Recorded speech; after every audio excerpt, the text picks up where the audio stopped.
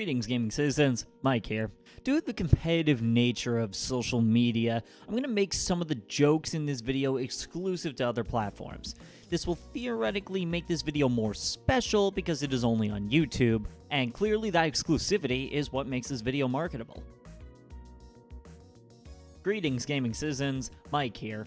I noticed that my YouTube exclusive video was slowing down in profit, so I'm re-releasing it on other platforms to satisfy my community and so I can profit off of people that haven't watched it yet. I am such a good businessman. Competition is vital to keeping an industry alive. No shit. Anyone who's read the first few pages of a business textbook can tell you that companies compete with each other to make money, and naturally, the games industry is no different. Back in the Atari days, you could release damn near anything on the 2600, but you could also put your game on competitor systems like the ColecoVision or the TurboGrafx.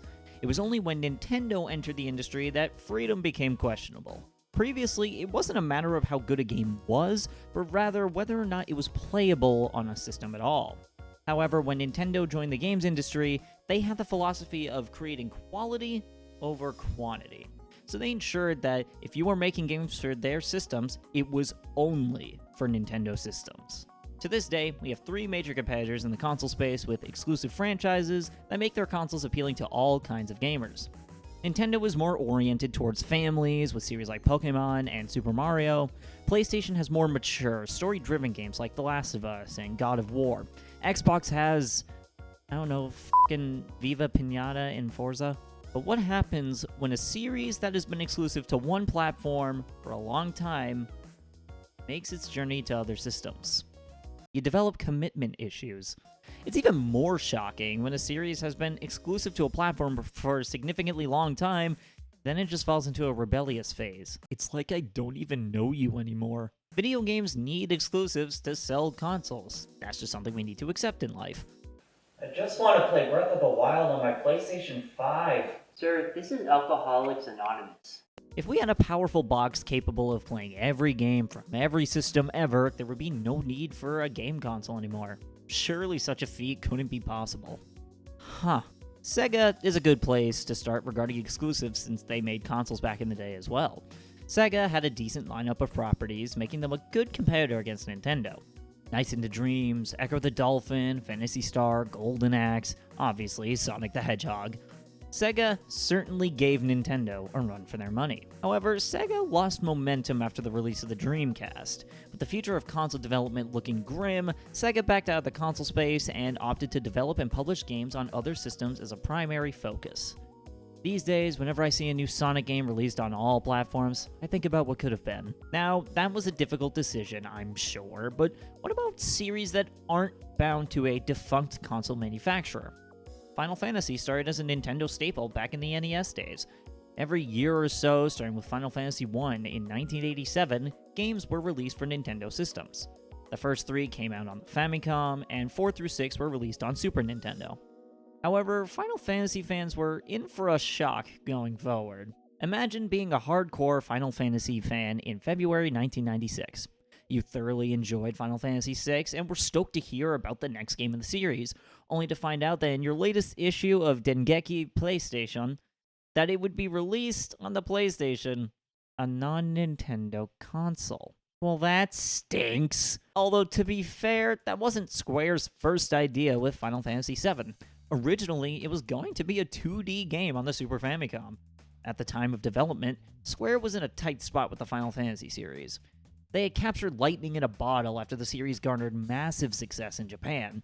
However, it was the mid-90s, so the future of JRPG development was uncertain. Square had to decide whether to make Final Fantasy VII 2D like the past 6 games, shift development to the yet-to-be-released Nintendo 64, or completely break new ground on the PlayStation with 3D graphics, full motion video, and more storage on a game disk than went with the last one. Yeah, while the Nintendo 64 was appealing to people whose self-respect could be contained within 64 megabytes, the PlayStation could store 650 megabytes of data at a time, or over 10 times what the N64 was capable of. This sizable boost in hardware power was appealing enough for Square to jump ship, and I think it's safe to say it paid off for them. Nowadays, seeing Final Fantasy on anything but PlayStation is kinda strange. Why do you exist? Correct me if I'm wrong, but Xbox doesn't strike me as a console with a huge RPG fan base, which is why Persona releasing on Game Pass is kind of funny to me. Yes, Persona recently broke free of its PlayStation exclusivity in the form of Persona 3 Portable, Persona 4 Golden, and Persona 5 Royal coming out on Switch, Xbox, and PC. While Shin Megami Tensei has migrated between the big three and even PC with the free-to-play game One Shin Megami Tensei Imagine, Persona has always been the PlayStation staple. So why the change after 25 years? While I couldn't find any developer interview that confirms this, I think it's the constant fan outcry that made the change ultimately happen. Combine that with Joker being added to Smash Ultimate as DLC, and you've got a recipe for making your fans rabid for a port of games they've already played. Then again, I can't judge too much. I've played through Persona 5 3 separate times now. It also doesn't help that in 2021, Atlus released Persona 5 Strikers on Nintendo Switch, which was kind of a sequel to Persona 5. Seems kinda strange to only have the sequel and not the original game on Switch, huh? PlayStation seems to be a common name when talking about exclusives. They certainly have quite the library of games. Horizon, God of War, The Last of Us, Uncharted, Spider-Man. They really make it compelling to buy a PlayStation. I think I'll order 10 PS5s right now. If you're porting just one or two exclusive games, that's fine. But it feels like PlayStation is just dumping all of their games on PC now. Let me be clear, that's not necessarily a bad thing. I think this kind of accessibility is really nice. But the PCs needed to run these games at a resolution that looks as good as advertised, or even good compared to the PlayStation 5, are far more expensive than just buying a PlayStation 5 and the game yourself. So I don't see that being a worthwhile investment. And let's be honest, would you really try to play God of War Ragnarok on low settings? Sure, it may run just fine, but the visual quality would take such a massive hit that it wouldn't be worth it. At that point, you'd be playing God of Polygons. I don't have a problem with PlayStation exclusives coming to PC, necessarily. It's been 5 to 6 years since a lot of these previously mentioned games came out, so they've likely run their course in terms of sales on PlayStation systems. But when you market Returnal as a PlayStation 5 exclusive and double down on its exclusivity, only to release on PC 2 years later, that's when I start to develop trust issues. It's a constant back and forth dynamic. Exclusives give you a reason to buy a game console, but at the same time, people really want to play those games on other systems, so publishers are in a perpetual battle of profitability versus marketability. Or they just don't give a shit. Yes, the winner of the Most Underutilized IPs award, Nintendo, is an example of having really good exclusives, but never using them. One of the most requested games to be brought back is Super Mario RPG Legend of the Seven Stars. Despite its high marks according to reviews as well as the constant fan outcry on social media, Nintendo has completely swept this game under the rug, only to reserve the property for a couple of Mii costumes in Smash. Normally, I'd say it takes a lot of resources to port a game, or there are licensing issues with the developer. But who are we kidding? Nintendo already has a library of games on Super Nintendo Online, so it wouldn't be hard to port the game at all. For the licensing argument, are you really gonna pretend Square and Nintendo don't work closely together all the time? We have a multitude of Square games published on Nintendo systems and 3 Smash characters. To say that Square isn't in Nintendo's good graces just makes no sense. I don't see any reason not to put this game on Nintendo Switch Online, but Nintendo is just quirky like that. When I was doing research for this video, my friends mentioned Apple Arcade to me. I thought they were joking, because what worthwhile exclusives would be on Apple Arcade of all things? Well, to say the least, I was a little surprised.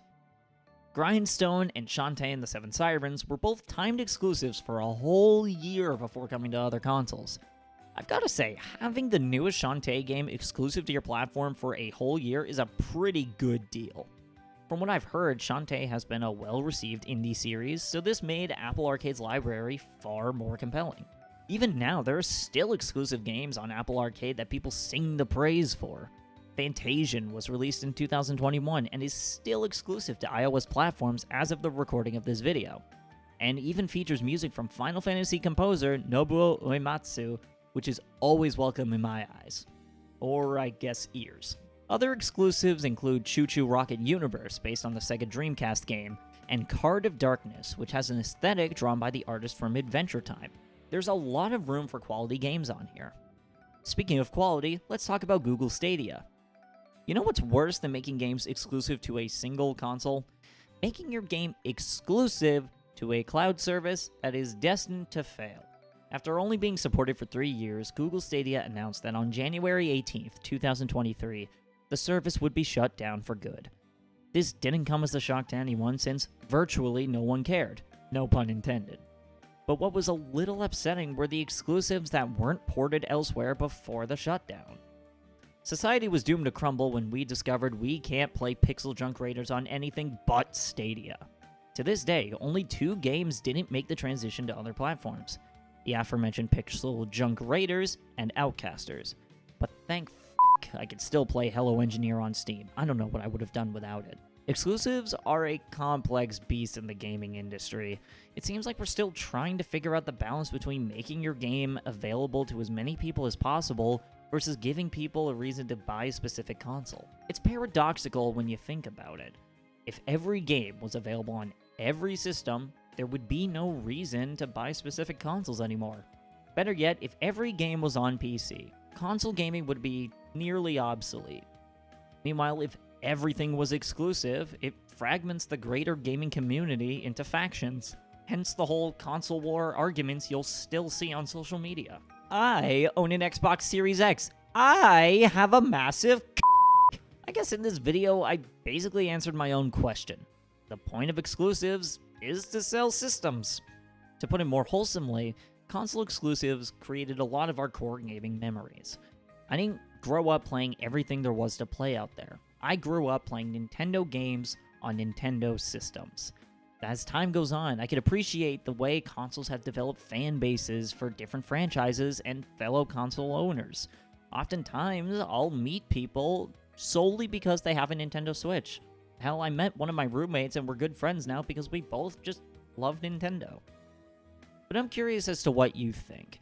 What are your thoughts on exclusivity when it comes to games? Let me know down in the comments below.